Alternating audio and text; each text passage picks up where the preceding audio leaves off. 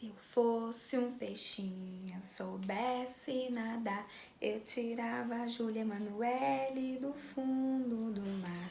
Se eu fosse um peixinho, soubesse nadar, eu tirava o Daniel do fundo do mar.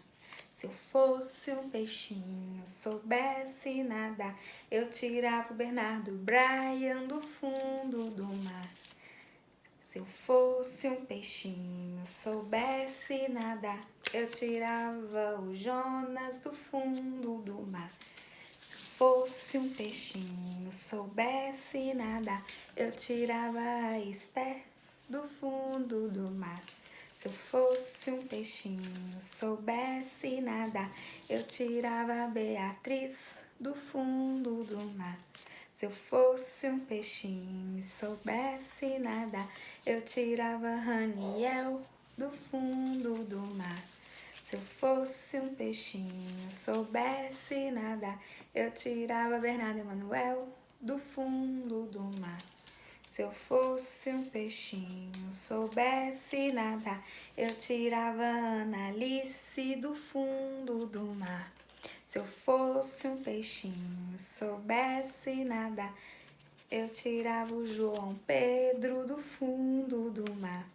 Se eu fosse um peixinho e soubesse nadar, eu tirava o Félix do fundo do mar. Se eu fosse um peixinho, soubesse nadar, eu tirava Ana Luísa do fundo do mar. Se eu fosse um peixinho, soubesse nadar, eu tirava o Natan do fundo do mar.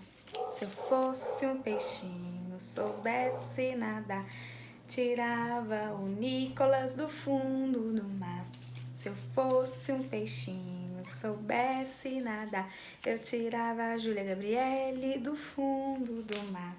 Se eu fosse um peixinho e soubesse nadar, eu tirava a Giovana do fundo do mar. Se eu fosse um peixinho, soubesse nadar, eu tirava Miguel Rodrigues do fundo do mar. Se eu fosse um peixinho, soubesse nadar, eu tirava o Tárcio do fundo do mar. Se eu fosse um peixinho, soubesse nadar, eu tirava Miguel Augusto do fundo do mar.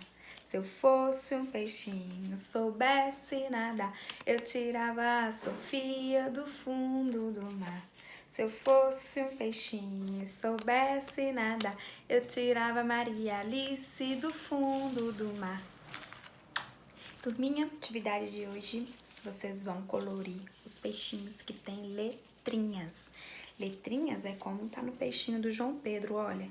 Só tem letrinhas, não tem nenhum número nesse peixinho.